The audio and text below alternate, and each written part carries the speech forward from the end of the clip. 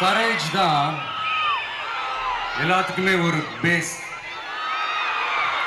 Courage தான் எல்லாத்துக்குமே ஒரு பவர். அப்படிப்பட்ட அந்த பவர் எதிலிருந்து ஆரம்பிக்கிறது தெரியுமா? நம்மள அண்டர் எஸ்டிமேட் பண்ற நேரத்துல, நம்மள ஒரு ஏளனமா பார்க்கிற நேரத்துல, நம்ம யாருன்னு ப்ரூவ் பண்ணி காட்டணும்னு ஒண்ணு தோணும்.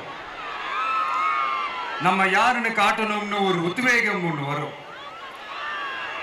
அப்படி ப்ரூவ் பண்ற அந்த பாயிண்ட் எதுல இருந்து ஸ்டார்ட் ஆகுது தெரியுமா?